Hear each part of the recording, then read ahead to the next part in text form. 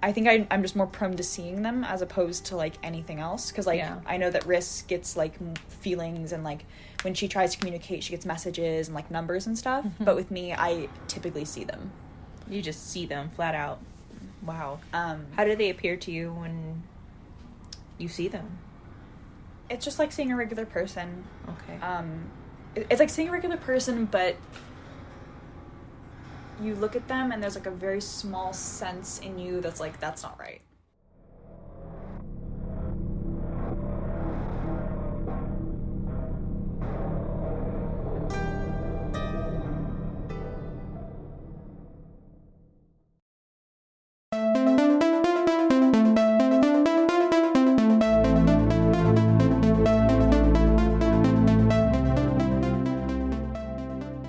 What if you were able to see the dead, hear them, receive messages from them, receive visitations in your dreams?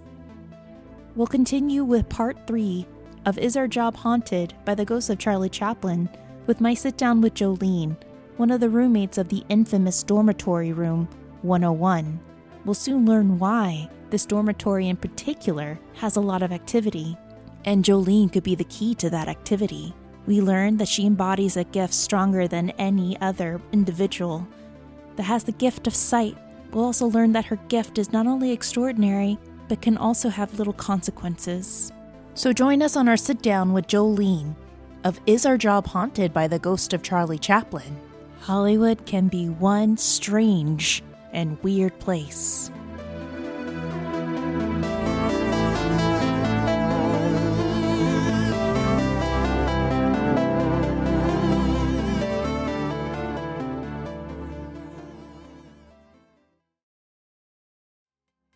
The following interview was recorded on February 20th of 2020 for our Saturday Night Ghost Club podcast on our Patreon page.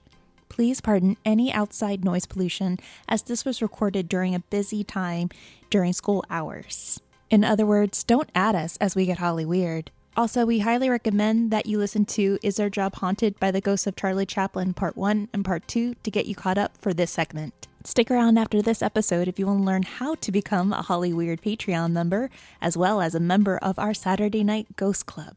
Now let's get Holly Weird.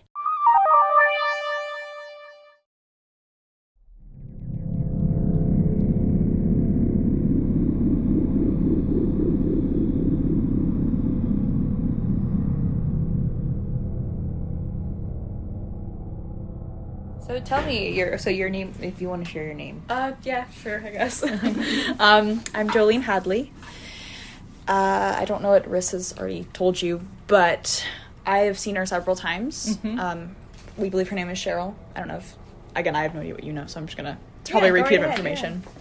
Yeah. I've seen her a few times in dreams, just like standing here. And one of them, she just looked at me and nothing happened. It was weird. And in another one, she didn't speak, but it was like she kind of, it seemed like she gave me the information. Like, it was just kind of images and, like, essences of things. Yeah. But what got me, I told Riss about it, I woke up one morning, and I always close my closet before I go to bed. But, you know, I'm not above saying that I just forgot. Yeah. Whatever, that wasn't the issue. But it was open about this much, so probably, like, 4 or 5 inches. And I woke up and nothing was, like, different. There was no noises or anything. My alarm hadn't gone off. I just, like, felt weird, and then I looked and I saw it was like a flash of very, very light blonde, like, curlyish hair. Yeah. And it, like, went from here to here as though she ducked out of the way so I wouldn't see her. And just, like, a little tiny bit of her face. Oh my god. It scared the... It would, for me too. It's like the ring with blonde hair. Yeah. I'm not gonna... I don't know if I'm allowed to curse, but it scared me very, very badly. You can. Okay. Oh, yeah. We the things we say, too, in our podcast. No, yeah, it scared the shit out of me. Yeah, I mean, that's... But, vaguely putting it in a sense, yeah. But I just... She's not malicious at all. It just really startled me first thing in the morning. Why do you think she's more connected to you? Because she seems like she appears to you more often than the other girls. I've seen things my entire life, a lot, but I I think I'm just more prone to seeing them as opposed to, like, anything else. Because, like, I know that Riss gets, like, feelings, and, like, when she tries to communicate, she gets messages and, like, numbers and stuff. Mm-hmm. But with me, I typically see them. You just see them flat out. Wow. How do they appear to you when you see them? It's just like seeing a regular person. Okay. It's like seeing a regular person, but you look at them and there's, like, a very small sense in you that's like, that's not right. Yeah. Yeah, she wasn't, like, transparent or anything, if that's what you're asking. Yeah, I know. It was just like, I feel like they're gonna show themselves the way they want to show themselves. Yeah. Like, if it's full-bodied or a mist or an orb, I mean, they have different ways of sharing or showing themselves to you, so. Yeah. And that was probably the most I saw of her. Have you picked up on other things around here? Have you seen other things on this campus? Oh, please no, share. Like, I go, because I've always had this sense that there's things there that I just can't see them, but I know that they're there. One interesting thing to me, like I said, I've seen, like, spirits my entire life. That's not new to me. But one thing that's interesting to me about this campus is that this has been the place where I've heard them and, like, had actual interactions without seeing them, which is, like, really weird to me. It's like having a blind conversation. Who do you interact with here? Well, in our last apartment, room 310, mm-hmm. We had 2 fairly active ones. One of them just brought a concentrated, like, stench to one part of the room. And it would come and go, and again, like, we did a lot of checking it out, because at first we thought it was, like, an electric fire, like an electric spark, like something was wrong, because we have a lot of video games. Right. But, like, we checked that, we checked the vents, we checked, like, all of our plugs, all of our outlets, everything, and there was nothing. And it was, like, if the smell had a color and you could actually see it, it would be contained. It was, like, literally in, like, a perfect little area. And as soon as you stepped out of that, it was gone. That's so interesting. Like, walking to a wall of it. Did you ask it, why do you smell so bad? I don't know. Well, that one we didn't really like, so we just kind of told it to go away most of the time. I had a friend come in and, like, see if it was malicious, because I know that sometimes the more negative ones can smell like sulfur and stuff, and I couldn't identify the smell. It was the weirdest thing I've ever. Oh my god. And she told me it wasn't malicious, so it got to chill. And then the other one, I miss her. She used to flicker our lights. Oh wow. And it was only the dining room light above the dining table with the fan and stuff. And she would do it on cue. Like, if you asked her if she was home, she'd flick it. Oh my gosh. Yeah, she was really, really cool. And she just left all of a sudden one day. Yeah, I tend to do that. Yeah, I had the same friend come in, and, like, we talked, and that's how I know it's a woman, a young lady. But she never wanted to show herself, and that's fine. It just, again, it was, like, a weird. I wasn't used to that. Yeah. And then one day she just left, and I haven't seen or heard anything from her since. But and then I know Riss has told you about the cowboy. Yeah, probably. have you seen the cowboy? I saw him in a dream the night before last. Oh, no. I forgot to tell you. He was it was like a split second where I almost thought. That's what he does. Yeah. It's so I didn't like it. I saw him and I was like, oh. You didn't like him. Well, it's not that he feels negative. I was just like, again? Yeah. And then another one that, again, it's like a sense and not an actual sight, which bothers the hell out of me. There's one that hangs out in their bathroom and, like, in the doorway. What is the yeah, I've heard about that. Like, what's the deal with that one? Obviously, it's the podcast. You can't see. Sorry. Yeah, but it's okay. It's like you walk into our separator door, and their bathroom door is, like, right to the right on the inside, and it always feels like there's someone just, like, leaning in the door frame, just like this, looking at you. Can you sense if it's a man or a woman? I think it's female. And she's just... That's Riss's theory. And she's like, are you coming in? Yeah, and it's like, it happens all the time, but like, sometimes I just wake up in the middle of the night, and I, like, go in the kitchen to get water and then come back. But, like, I'm again, this is something that like it's not new to me, but there are some nights where I'm coming back in from the kitchen and all of my senses are just like so alarmed at that presence that I literally won't turn my back to the door. Really? I'll walk with my back to the wall and like slip into my bedroom because like it feels so much. Oh my God. And I don't think she's necessarily malicious. It's just She's an intense it's force. intense. Huh, that's so interesting.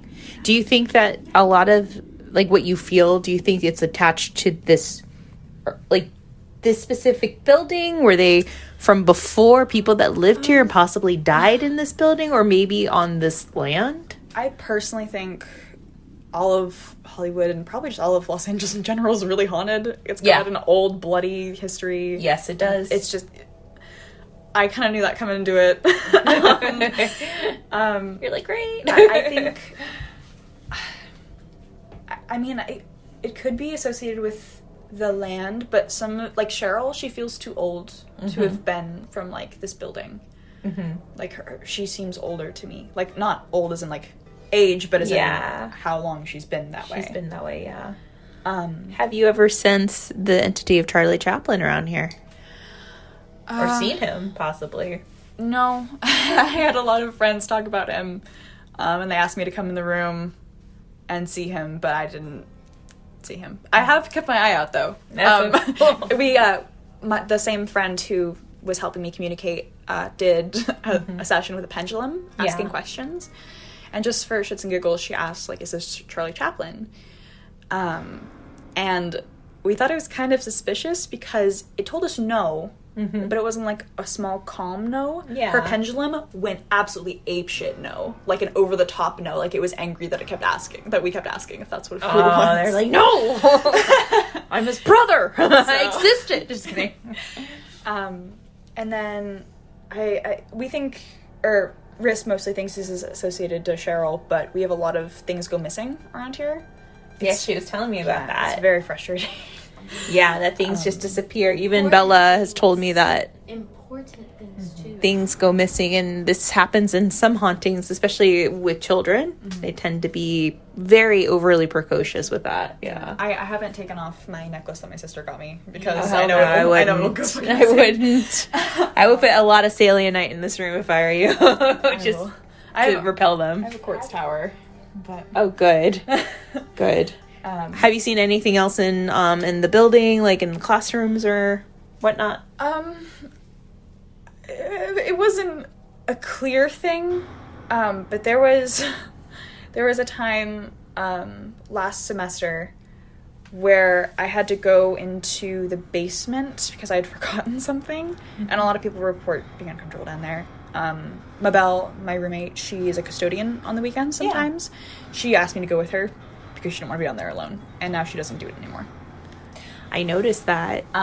Does she, before asking you or hearing about it, does she feel like there was some weird energy there? Well, see, Mabel doesn't like spirits, and so her coping mechanism is to pretend they don't exist. Yes. From what we recorded her a couple of weeks ago. Yeah, so it's like, even if she does feel anything, she won't tell me because she doesn't want to acknowledge it. So I have no idea how she feels about that. But no, I had to go down there late one night last semester because I was stage managing one of the second year's grad plays. And I walked down and I was getting kind of near the costume shop, prop shop area. And then all the way at the other end by the other staircase up, like kind of by the gun closet. Yeah.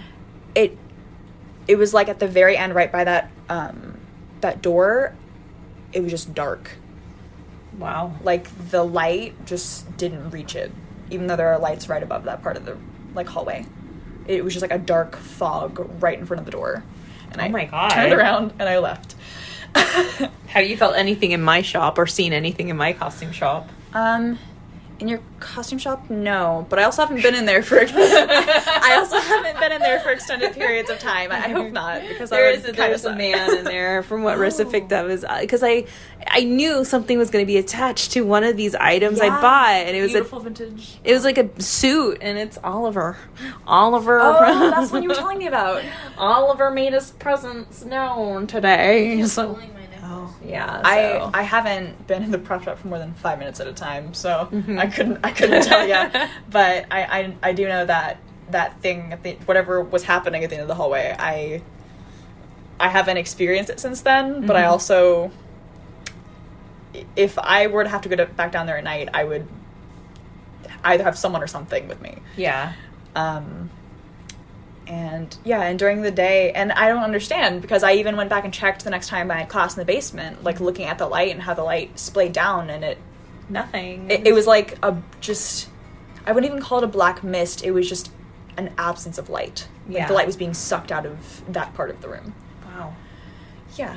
Now, your gifts, is it something that's been passed down from generation to generation, or every other generation, like with Rissa? I don't know. My parents, my parents and my grandparents don't really like to talk about that kind of stuff. Oh, I see. They're a very traditional family, and so death itself, like if anyone dies, it's kind of like a taboo thing. Oh. Like we don't talk about that. There have been a few things that have made me think that my mom might, but I have no idea. My sisters. That was going to be my next question. Yeah, do your sisters have anything? My brothers haven't said anything. One of my sisters, bless her heart, she wants to, and she's seen like our house that we grew up in was like really haunted, and she's seen what they've done. Like one of them had been balancing a bowl and a spoon at really odd levels in our house, and she saw that. But as far as like sensing them or seeing them goes, she's basically blind. Oh, wow. And then my other sister, she can see them and she can feel them. And she's very, very emotionally vulnerable, so there are times where she just gets overwhelmed with their emotions. Like, I've seen her break down crying for no reason. And then she's like, oh, there was a girl here. And I was like, oh. Very clairsentient. But yeah. And then I started seeing them and feeling them when I was, like, way too young. I was, like, 5. Oh, my gosh. Yeah. And was it something that, like, you couldn't even, obviously you couldn't even tell your mom? How did you process that as a 5-year-old? I just kind of cried a lot.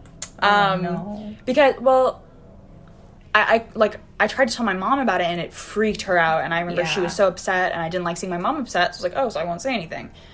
But one of the first apparitions that appeared to me that I really remember, I'm getting shaken up, was a fireman, and he had died in a fire trying to save someone, and I was probably like 7 or 8, and I woke up at like 1 o'clock in the morning, and I like felt someone looking at me, and I was up in my bunk bed, and I looked down across the room to my closet, and he was standing in front of my closet. But because he had died in the fire, half of him was like burnt and melted. Oh, man. So we've talked about this in our podcast, you know, with individuals who have your abilities. I mean, can the dead show themselves as like just as a regular person, or do they or can they also show them or appear themselves in the manner that they passed? Both. Okay. It's their choice. Wow. But it also depends. Some of them are weaker. Like, some of them have less hold on this world. Those ones usually just appear as they've died.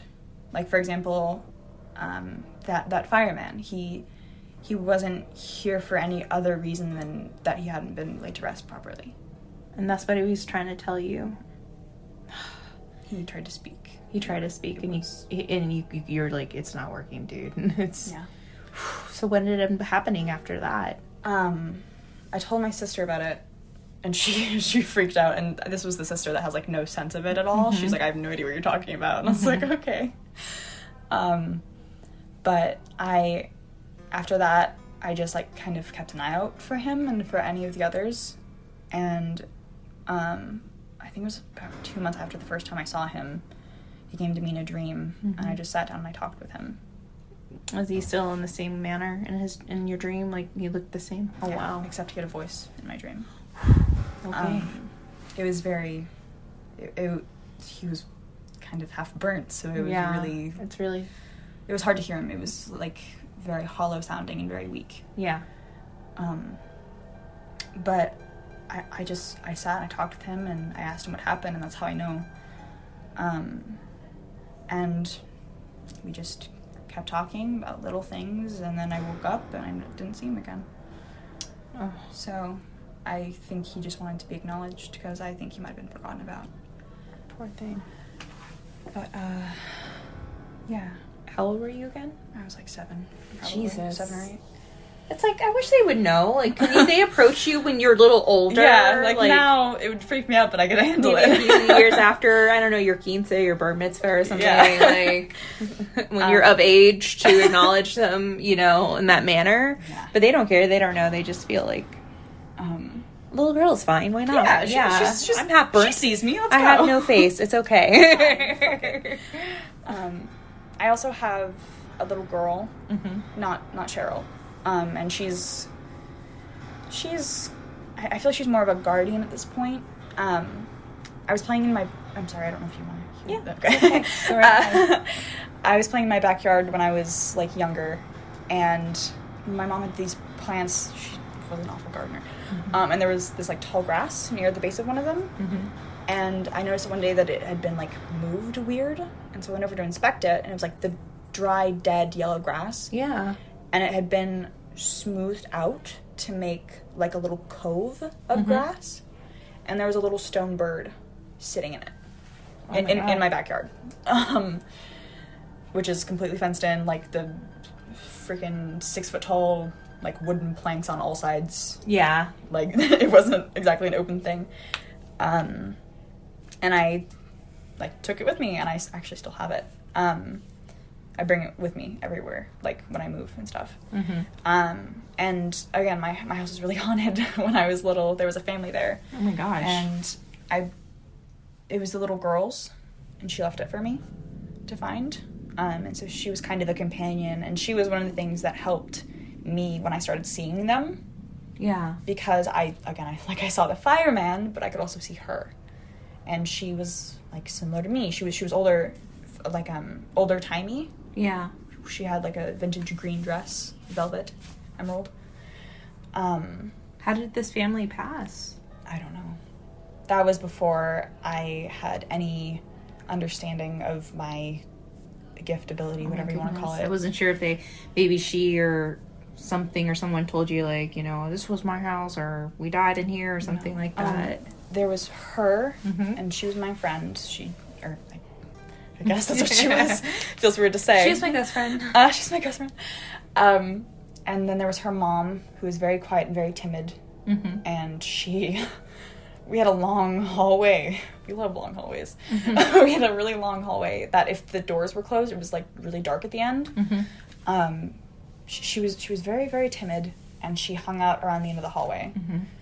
And there was when I first saw her, she scared the shit out of me. She was just standing there, like in a nightgown. God, Karen. And I was like, tiny 7-year-old me was like, okay, I'm gonna go. Yeah. And then there were several times where I've never slept well. So even as a kid, I would like get out of bed and go get something and then go back to my room. Yeah. Well, my room was at the end of the hall, and she'd be standing right outside my door. And half the time I was like still half asleep. God, so like I didn't even, I would like be walking and I'd like see her feet and I'd be like, oh shit. I'm getting flashbacks of like The Haunting of Hill House, you know, on Netflix. She was chill. And then occasionally she'd like peek around the corner, but she didn't like to be bothered for the most part. Right. And then there was the dad. He was mean and aggressive. Jesus. He was awful. I think that's why she was so timid. Yeah. One time when I still had my bunk bed, I was sleeping in the top bunk, and I had a cup that was like on my nightstand that reached up to my like the top bunk of my bed. Yeah.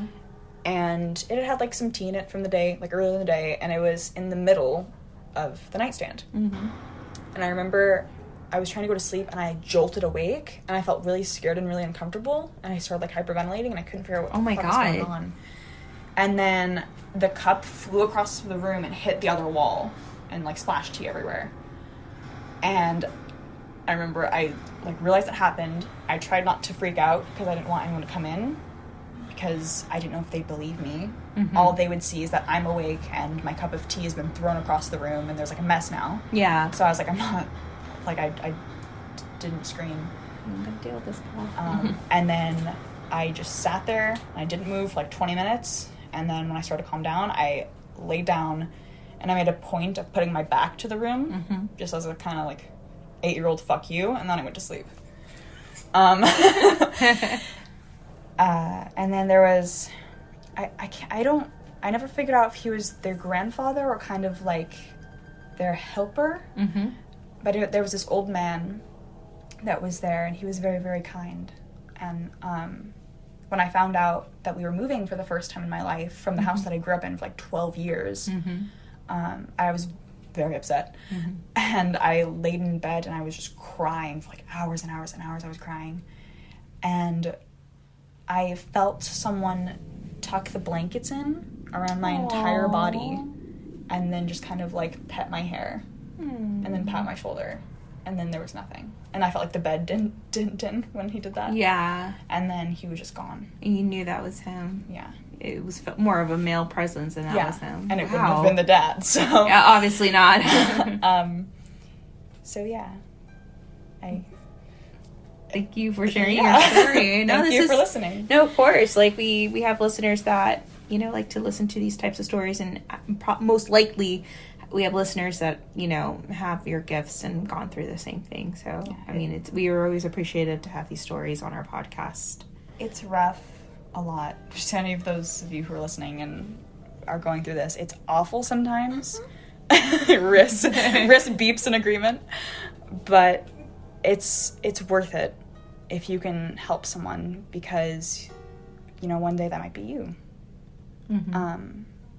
And I was telling Riss, and she was kind of horrified with me because she can't see them as well. She thinks she's seen like one. And she was asking me about how I deal with seeing them, because I told her about the fireman, and I don't like it, she says. And I told her at this point I'm kind of numb to it. Nothing really shocks me anymore. Nothing is shocking anymore after that one. Yeah. But just get through it and know that you're not alone, and know that you have a gift, even though it's scary, and that you can help. That's good advice. Thank you so much, Jolene. Thank you so much.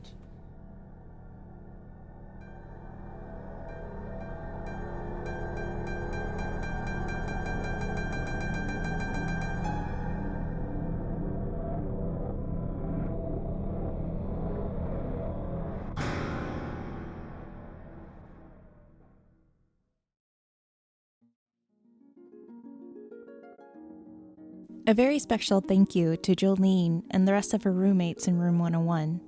We know at times that it's a little difficult to share our personal, paranormal, or unexplainable stories with others, and we're very thankful that Jolene and the rest of her roommates were able to share their experiences not only with us, but with you guys. So we thank them. We also want to say another huge thank you to our Patreon members, aka our Holly Weird producers, for their donations and support in keeping this Holly Weird train moving. We also want to say a big welcome to our new Patreon members / Holly Weird producers. Thank you for Therese Media for increasing your donation. Also, we welcome Natalie Martinez, Kathleen Neal, Tiffany Robinson, and Sylvia Gardner. Thank you guys so much for your donations. You not only made Bryce cry, but you also made his stubble cry. He had a beard, shaved it, and because of quarantine, it's kind of growing back, so it's a stubble, and he made it cry. So here we are. If you want to know more about our Patreon page and how to become a Patreon of Hollyweird Paranormal, aka you want to be a Hollyweird producer, then head on over to www.patreon.com/Hollyweird Paranormal. There you'll find out more information on how to become a member. Also, for as little as $1 or more a month, you can actually be automatically inducted into becoming a Saturday Night Ghost Club member, which is a bi-weekly podcast podcast where we share true ghost stories that I collect from individuals like yourselves who have a creepy story to tell. Also, you'll be showered with Hollyweird paranormal goodies. Yes, everything from stickers to magnets to pins and even, wait for it, coasters. Yes, Hollyweird paranormal coasters to rest your iced coffee or your tea that's about to be served with the receipts that we're going to deliver for Hollyweird Paranormal, guys. If you want to learn more information about the podcast or get caught up on past episodes and seasons, then you can also head on over to our website, hollyweirdparanormal.com. There you can subscribe, connect to your hosts, learn more about myself and Bryce Mitchell-Williams, have a story that you're dying to share, no pun intended, for our Listener's Tales episode, then email them to us at hollyweirdparanormal@gmail.com. Want to stalk us? Then follow us on Facebook and Instagram at Hollyweird Paranormal or on Twitter at HWP Podcast. And lastly, if you have a little more time, be sure to rate and review us on Apple Podcast. It really does help us out a lot, makes us a little more visible, especially for us indie podcasters. And if you don't have Apple Podcasts, then no sweat. You can catch up with our episodes on Android, Google Play, Castbox, Stitcher, Blueberry.net, Spotify, TuneIn, or Player FM, or wherever you get your podcast fix. Okay, friends, till next time, always remember to stay healthy, stay safe, but most of all, stay Hollyweird. Till next time, friends.